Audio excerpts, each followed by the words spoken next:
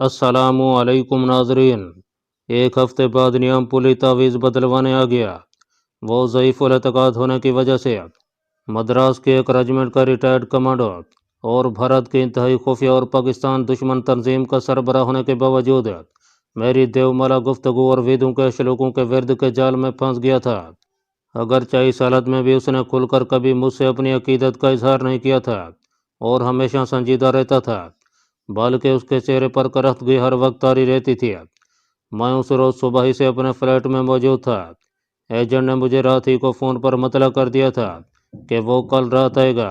जब दिन डूब गया और पेरिस की रोशनियाँ जगमगाने लगी तो मैंने पूजा की सांगरी तैयार की। लोबान सुल गई, फूल फल थाली में सजे, माथे पर तिलक लगाया और गिरवे कपड़ों में सांगरी की थाली के सामने बैठकर न्याम पुली का इंतज़ार करने लगा। 7 बज रहे थे कि दरवाजे की घंटी बजी। मैंने बुलंद आवाज़ में कहा, अंदर आ जाओ बेटा। यह नियम पुली ही था। उसने जैकेट और पतलून पहन रखी थी। फ्लैट में दाखिल होते ही उसने दरवाज़ा बंद करके मुझे प्रणाम किया। मैंने मुस्कुराते हुए बड़ी शफकत से हाथ उठाकर उसे दुआएं दी। आ जाओ बेटा, मुझे मेरे ज्ञान ने बता दिया था कि तुम आ रहे हो। आओ मेरे पास बैठ जाओ। ये लो श्री कृष्ण भगवान का प्रसाद चखो। और मैंने सांगरी की थाली में से 2-4 अंगूर उठाकर नियम पुली को दिए। मैंने आंखें बंद कर लीं। 1 मिनट तक तमिल जबान में गीता के बड़े सही श्लोक पढ़ता रहा। फिर आंखें खोलकर नियम पुली पर निगाह डाली और अपनी संदूकची में से दूसरा तवीज़ निकाल कर उसे थमा दिया। ये लो बेटा, पहले वाला तवीज़ उतार कर ये पहन लो। भगवान तेरी रक्षा करेंगे और मंगल सियारे के बद असरात तुम पर नहीं पड़ने देंगे। न्याम पुली ने आस्तीन चढ़ाकर अपने बाजू पर से मेरा दिया हुआ पहले वाला तवीज़ उतार कर मेरे पास रख दिया और मैंने दूसरा तवीज़ उसके बाजू पर बांध दिया।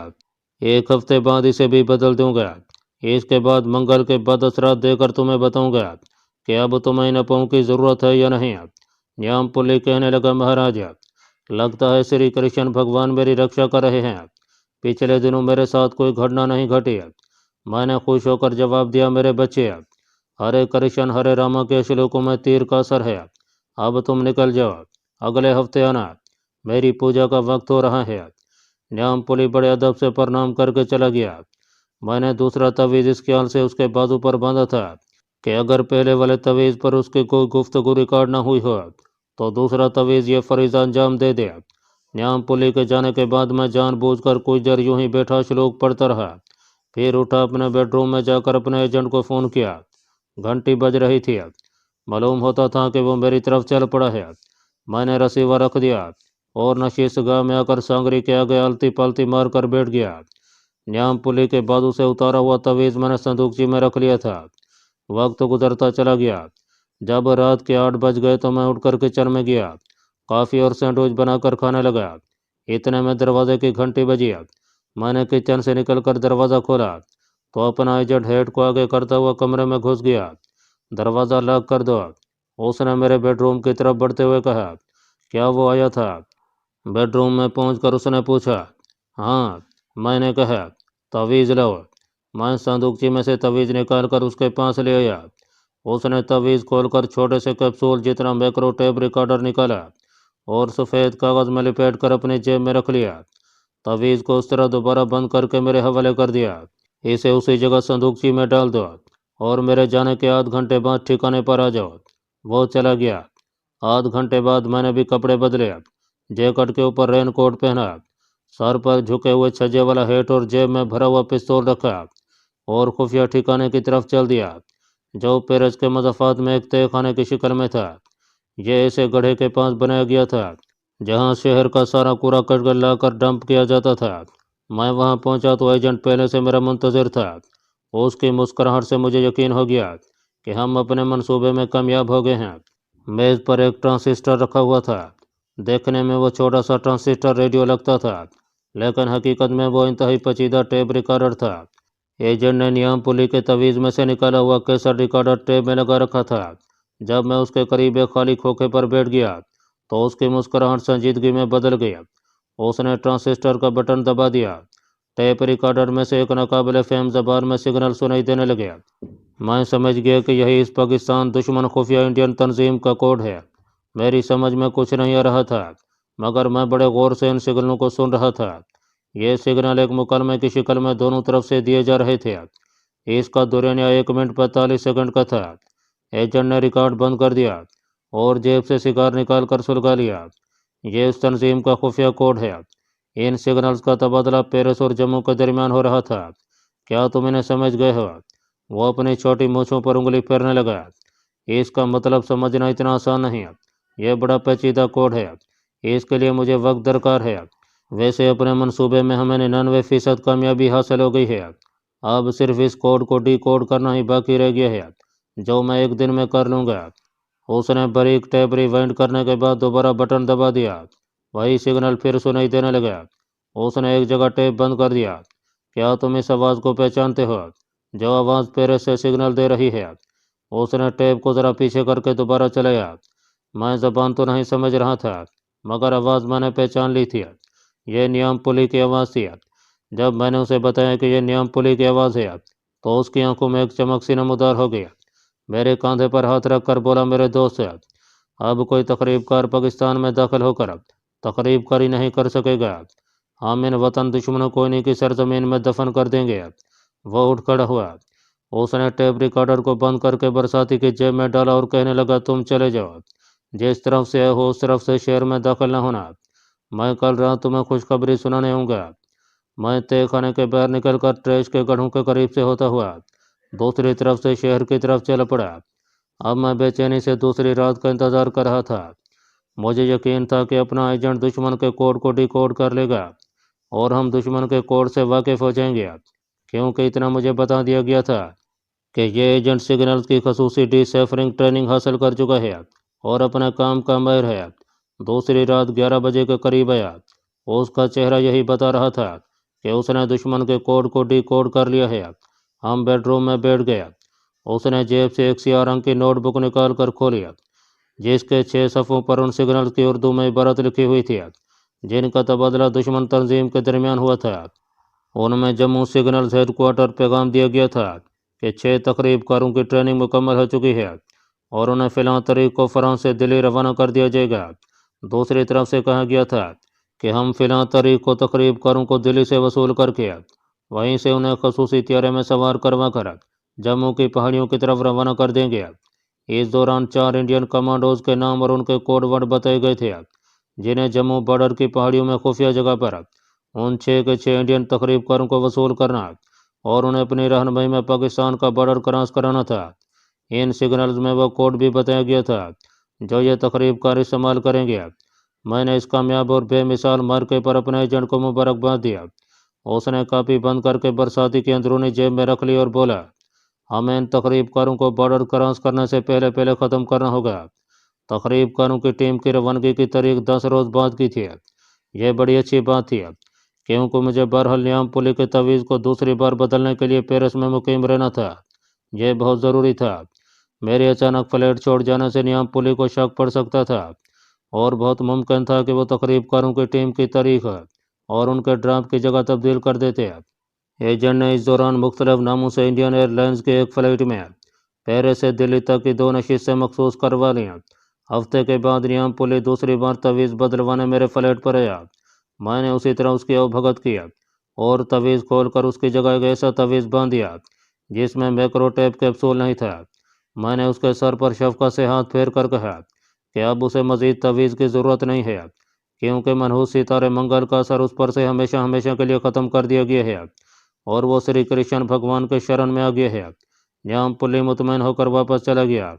میں نے اپنا ایک مشن کامیابی سے مکمل کر لیا تھا۔ اب مجھے اپنے ایجنٹ کے ساتھ 2 روز بعد اس مشن کے سب سے اہم مرحلے کو پایۂ تکمیل تک پہنچانے کے لیے پیرس سے دلی روانہ ہونا تھا۔ چنانچہ ایک روز میں اپنے ایجنٹ کے ساتھ پیرس کو خیر آباد کہہ کر انڈین ایئر لائنز کے جمبو جیٹ میں دلی کی طرف پرواز کر گیا۔ اگرچہ دلی میں میرا داخلہ خطرناک ثابت ہو سکتا تھا، لیکن میں نے اپنا حلیہ کافی تبدیل کر لیا تھا۔ ناک اور بھوؤں کی تھوڑی سی پلاسٹک سرجری کے بعد اب مجھے اتنی آسانی سے پہچانا نہیں جا سکتا تھا۔ دلی میں ہم نے الگ الگ ہوٹلوں میں ایک رات قیام کیا اور دوسرے روز صبح سویرے بدریہ طیارہ جموں پرواز کر گیا۔ وہاں بھی ہم الگ الگ ہوٹلوں میں ٹھہرے، لیکن ہمیں معلوم تھا کہ وہاں سے کدھر جانا ہے اور کہاں جا کر ایک دوسرے سے ملنا ہے۔ خفیہ سگنلز کے مطابق تقریب کاروں کو जम्मू की सरहदी पहाड़ियों के खास इलाके में एक दिन बाद रात के 1 बजे ड्रॉप किया जाना था। हम दोनों उसी दिन दोपहर के वक्त पहाड़ी इलाके में पहुंचकर एक दूसरे से मिल गए। हमने जम्मू के देहातियों जैसा लिबास पहन रखा था। मैंने देखा कि एजेंट के साथ एक अजनबी नौजवान डोगरों के देहाती कपड़ों में मलबूस चला रहा है। उसने अपने सर पर सूखी लकड़ियों का गट्ठा उठा रखा था। मैं जल्दी से एक टीले के पीछे हो गया। टीले के करीब आकर अपने एजेंट ने खुफिया अल्फाज में मुझे आवाज़ दी। मैं ऑटो में से निकलकर उसके सामने आ गया। उसने अजनबी नौजवान से मेरा तारुफ करवाते हुए कहा, इस नौजवान को तुम अलिया कहकर बुला सकते हो। ये कश्मीरी मुजाहिद कमांडो है जो कश्मीर पर काबिज भारतीय अमरीत के खिलाफ अपने लाखों कश्मीरी मुजाहिदों के साथ नबर्द आजमा है। ये अपना ही आदमी है और हमारी मदद करेगा। अलिया एक गोरा चिट्टा मजबूत जिस्म का कश्मीरी मुजाहिद था। वो हमें टीले की एक जानब एक कुदरती गार के अंदर ले गया। यहाँ उसने लकड़ियों का गट्ठा खोला तो उसमें से 3 शॉट गन्ने और मैगजीन निकला। एक पोटली में 3 सैलेंसर भी थे जिन्हें हमने शॉट गन्नों की नलियों पर लगा दिया। शॉट गन्नों में मैगजीन चढ़ा दिया गया। वहाँ वो मकाम करीबी था जहाँ उस रात 1 बजे 6 तकरीबकारों को जहाज से ड्रॉप किया जा रहा था। एजेंट देहाती बनकर कुल्हाड़ी हाथ में लिए सूखे दरख्तों की लकड़ियाँ काटने के बहाने वो जगह जाकर देख आया था। वहाँ उस वक्त कुछ भी नहीं था। चारों कमांडोज को रात के वक्त वहाँ आना था, जिन्होंने 6 तकरीबकारों को पैराशूटों की मदद से उतरने के बाद आगे ले जाकर पाकिस्तान का बॉर्डर क्रॉस कराना था। एजेंट ने हमें अच्छी तरह समझाया कि हमें वहाँ रात का अंधेरा होते ही कहाँ कहाँ मोर्चा संभालना होगा और हमें क्या कुछ करना होगा। जो ही शाम का सुरमई झटपटा रात की तरीके में बदला, हम गार से निकलकर खुफिया जगह की तरफ चल पड़े और छुप कर बैठ गए। अब हमें उन कमांडोज का इंतजार था जिन्हें वहां आकर तकरीबकारों को वसूल करना था। अंधेरा इर्द गिर्द की पहाड़ियों को अपने दामन में समेटे हुए था। झाड़ियों में से कहीं कहीं किसी झींगर के बोलने की आवाज़ आ जाती थी। मैंने घड़ी देखी, रात के 10 बज रहे थे। 12 बजे तो मुझे एजेंट ने परिंदे की एक खास आवाज़ निकालकर खबरदार किया। उसने भर्तियों को आते देख लिया था। मैं अपनी जगह पर चौकस हो गया और शॉट गन निकाल कर मजबूती से पकड़ लिया। थोड़ी देर बाद अंधेरे में मुझे कुछ इंसानी साइज झाड़ियों की ओर से निकलकर मैदान में दाखिल होते नजर आए। ये भारतीय फौजी ही थे जो बड़ी बेफिक्री से चले आ रहे थे। एक आदमी ने कंधे पर कुछ उठा रखा था। यकीनन ये वायरलेस सेट था जिससे उन्हें ऊपर जहाज के पायलट को सब ठीक है का सिग्नल देना था। हमें बताया गया था कि किस वक्त इन इंडियन कमांडोज पर अचानक फायर करना है। भारतीय फौजी अब खुली जगह पर आकर रुक गए। वो आपस में बेफिक्री से बातें कर रहे थे। ये उनका अपना इलाका था और उन्हें यहाँ अल कलेर का इशारा मिल चुका था। ठीक उसी वक्त सामने वाले टीले की तरफ से एक परिंदे की आवाज़ आई। ये एजेंट का इशारा था कि ऑपरेशन शुरू कर दिया जाए। आवाज़ सुनते ही मैंने खुफिया जगह की तरफ रेंगना शुरू कर दिया और खाली मैदान के किनारे पर पहुँच कर रुक गया। यहाँ से मुझे चारों फौजियों के सरों की टोपियाँ तक नजर आने लगी थीं। मैंने शॉटगन सीधी करके एक भर्ती का निशाना ले लिया। अब मुझे दूसरे सिग्नल का इंतजार था। दूसरे टीले से परिंदे के बोलने की मखसूस आवाज़ दोबारा सुनाई दिया। इसके साथ ही 3 शॉट गनों की आवाज़ एक साथ रात के अंधेरे में बुलंद हुई। तीनों फौजी अपनी जगह पर से उछले और नीचे गिर गए। चौथा फौजी एकदम नीचे हो गया। मुझे उसके भागते कदमों की आवाज़ सुनाई दिया। दूसरी तरफ से एक और फायर हुआ, मगर फौजी के भागते कदमों की आवाज़ अब भी आ रही थी। यह आवाज़ मेरी तरफ बढ़ रही थी। मैं अपनी जगह पर लेटे लेटे 2-3 लुढ़कनियाँ खाता हुआ अपनी बाएं जानब झाड़ियों में हो गया और दुश्मन का इंतजार करने लगा। फौजी तेज तेज कदमों से दौड़ता जब मेरे करीब से निकला तो मैंने उसकी पीठ पर एक के बाद दिगरे 2 फायर कर दिया। वो मुंह के बल गिरा। एजेंट और अलिया भी दौड़कर मेरे पास आ गया। हमने चारों लाशों को घसीट कर एक करीबी गड्ढे में डालकर ऊपर पत्थर और सूखे पत्ते डाल दिया। इस काम से फारिग होकर हम खुली जगह पर आ गया।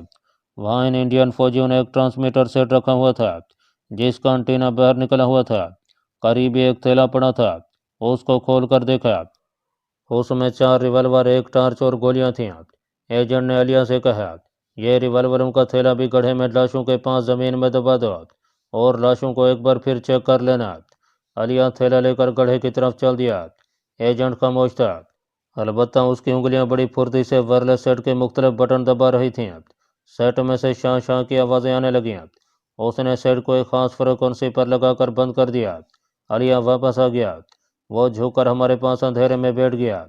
एजेंट ने टार्च को अंधेरे में घुमाते हुए ऐसा से कहा, इस टार्च से हवाई जहाज को स्पॉट दिखाना होगा। हमने वक्त देखा। 1 बजने में भी 15 मिनट रहते थे। एजेंट कहने लगा, जहाज के आने का वक्त हो रहा है, तुम दोनों टीले वाले गार में जाकर छुप जाओ। मैं तकरीबकारों को साथ लेकर पाकिस्तानी बॉर्डर की तरफ जाऊंगा। मैंने उनको ठिकाने लगाने का सारा बंदोबस्त कर रखा है। जब तक मैं वापस ना आऊँ तुम गार में ही रहना। 5 मिनट बाद आसमान पर हवाई जहाज की धीमी सी गूंज सुनाई दी। अपने एजेंट ने आसमान की तरफ देखा और बोला, जहाज आ गया है। इसके साथ ही उसने वायरलेस सेट ऑन कर दिया और तकरीबकार तंजीम के कोड में जहाज के पायलट को पुकारा। जवाब में कोड में ही जवाब आया। दोनों तरफ से 10 सेकंड तक सिग्नल्स का तबादला हुआ। फिर एजेंट ने वायरलेस सेट बंद कर दिया। यह दुश्मन ही का जहाज है। 6 के 6 तकरीबकार थोड़ी देर में नीचे उतरने वाले हैं। तुम फौरन गार में चले जाओ और पोजीशन संभाले रखना। अगर ऐसी वैसी बात हो गई तो फायर खोल देना, लेकिन इसके लिए मेरी तरफ से परिंदे की मखसूस हंगामी आवाज़ का इंतज़ार करना। अब जाओ। हम दोनों वहाँ से हटकर गार की तरफ है। एजेंट पीछे रह गया। अब आसमान पर जहाज एक खास दायरे में चक्कर काट रहा था। एजेंट ने नीचे से टॉर्च रोशन करके जहाज को सीक्रेट स्पॉट की निशानदेही की। हम गार के बाहर पत्थरों की ओट में शॉट गनों से पोजीशनें संभाले बैठे थे। फिर जहाज में से यक के बाद दिगरे 6 आदमी नीचे लुढ़े गए। कुछ दूर तक नीचे आने के बाद उनके पैराशूट खुल गया और वो अंधेरी फिजा में इधर उधर तैरने लगे। वो आहिस्ता आहिस्ता उस जगह की तरफ आ रहे थे जहाँ एजेंट उन्हें टॉर्च की रोशनी दिखा रहा था। देखते ही देखते 6 के 6 तकरीबकार खुली जगह पर उतरे। तकरीबकार पैराशूटों के जरिए थोड़े थोड़े फासले पर उतरे। उन्होंने फौरन अपने पैराशूट लपेट कर वहीं घास में छुपे और एजेंट की तरफ बढ़े, जो पाकिस्तान के हर सूबे की मकामी ज़बान बोलने में माहिर था। उनमें से एक पिस्तौल हाथ में लिए अपने एजेंट की तरफ बढ़ा और उसने ललकार कर कहा, हाथ ऊपर उठा लो नहीं तो गोली चला दूंगा। एजेंट ने बताया था कि वो जो कुछ कर रहे हैं उन्हें ऐसा ही करने की हिदायत की गई है। एजेंट जानता था, इसलिए दोनों हाथ खड़े कर दिया, साथ ही कोड लफ्ज बोल दिया। तकरीबकार ने जवाब में खास कोड लफ्ज पुकारा। दूसरी बार अपने एजेंट ने कोड लफ्ज बोला तो तकरीबकार ने अपने साथियों को आवाज़ देकर बुला लिया। तकरीबकार टीम के चीफ ने कहा कि हमें बताया गया था कि नीचे 4 कमांडो हमें मिलेंगे, बाकी 3 कहाँ हैं। एजेंट अनाड़ी नहीं था कि वो घबरा जाता। उसने अपनी शॉट गन को स्लिंग के साथ कांधे पर डालते हुए करख्त लहजे में कहा, वो लोग आगे इंतज़ाम करने गए हैं। तुम लोग यहाँ के हालात से वाकिफ़ नहीं हो। यहाँ हर 1 घंटे बाद सूरत हाल तब्दील हो जाती है। मेरे पीछे चलिए, हमारे पास ज़्यादा वक्त नहीं है। एजेंट ने वायरलेस सेट को वहीं झाड़ियों में छुपा दिया। तकरीबकारों के पास थैले थे जिनमें नहायत ताकतवर प्लास्टिक के छोटे बम और असला वगैरह था। थैले उन्होंने अपने पीछे लटका रखे थे। एजेंट उन्हें लेकर उन पहाड़ियों की तरफ रवाना हो गया जिनके पीछे पाकिस्तान की सरहद शुरू हो जाती थी। ये टोली 2 घंटे तक चलने के बाद खुफिया पहाड़ी रास्तों में से गुजरती एक ऐसी जगह पर आकर रुक गया जहाँ आगे वीरान इलाका था। यहाँ से पाकिस्तान की सरहद 1 फरलांग पर है। एजेंट ने उन्हें आगाह किया, मैंने दूसरी तरफ के स्मगलरों को इतला कर रखी है, वो हमारे साथ मिले हुए हैं। वो मुझे सब ठीक है का सिग्नल देंगे।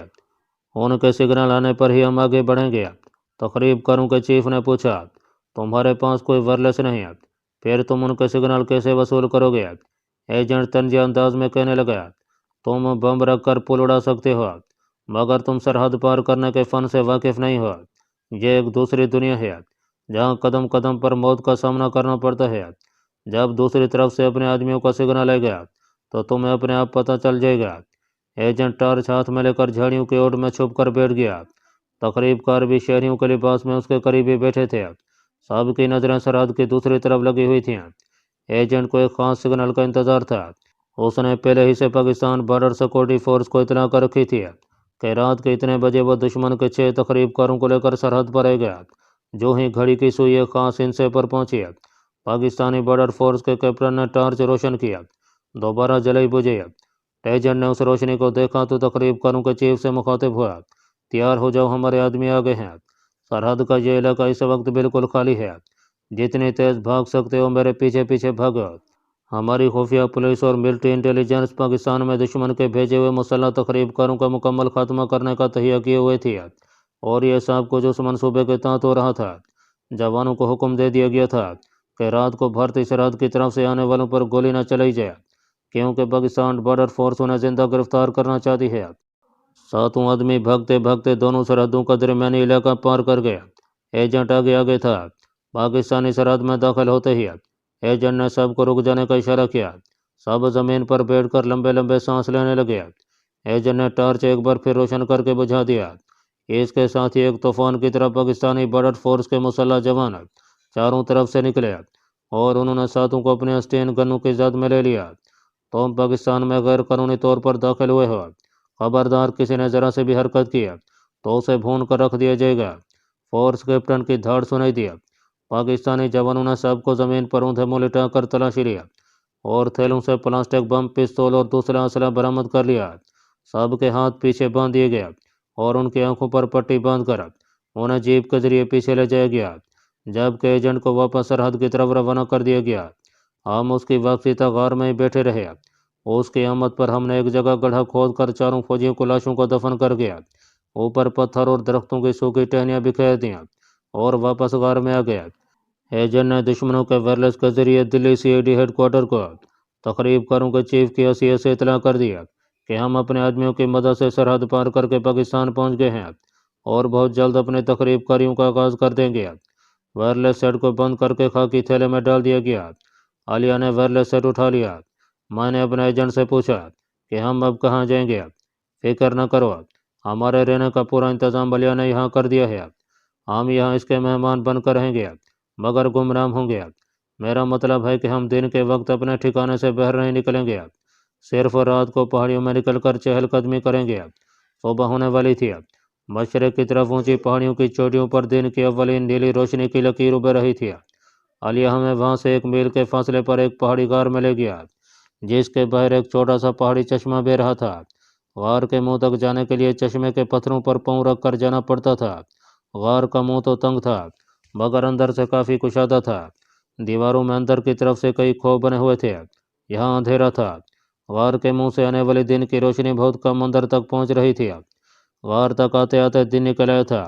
आलिया ने मुझे कहा, तुम्हें यहाँ सिवाय इसके कि तुम दिन के वक्त चश्मे से आगे न जाओगे और कोई तकलीफ ना होगी, और मैं समझता हूँ कि तुम पाकिस्तान की सलामती और इस्लाम की सरबुलंदी के लिए हर किस्म की तकलीफ बर्दाश्त कर लोगे। मैंने कहा, आलिया भैया, पाकिस्तान और इस्लाम के लिए तो मेरी जान भी हाजिर है। एजेंट ने वायरलेस सेट को दीवार के एक शगाफ में अंदर की तरफ धकेल कर उसके ऊपर सूखी घास डालते हुए कहा, आलिया, इस नौजवान से तुम्हारा पूरा तारुफ अभी नहीं हुआ। ये एक तूफानी कमांडो है। जब मैं तुम्हें इसके कारनामों की दास्तानें सुनाऊंगा तो तुम दंग रह जाओगे। फिर वो मेरी तरफ मुतवज्जे हो गया। मैं आलिया के साथ जा रहा हूँ। मुझे यहाँ के हालात का जायज़ा लेना है। हो सकता है कि भारतीय हुकूमत ने यहाँ से मकामी तकरीब करूँगा पाकिस्तान में दाखिल होने का कोई नापाक मनसूबा बना रखा हो। हमें उसे भी जान की बाजी लगाकर नाकाम बनाना होगा। आलिया तुम्हारे लिए कुछ खाने को लेकर आ जाएगा। तुम्हारे पास शॉटगन और पिस्तौल रखे जा रहा हूँ। मैं कार में बैठ गया। इस किस्म की मुशक्क़तों का मैं आदी था। जब बैठे बैठे थक गया तो लेट गया। रात भर का जगा हुआ था। मुझे नींद आ गई। काफ़ी देर तक सोता रहा। दोपहर के वक्त आलिया ने आकर मुझे जगाया। वो अपने साथ मेरे लिए केतली में चाय और पतीली में खिचड़ी लाया था।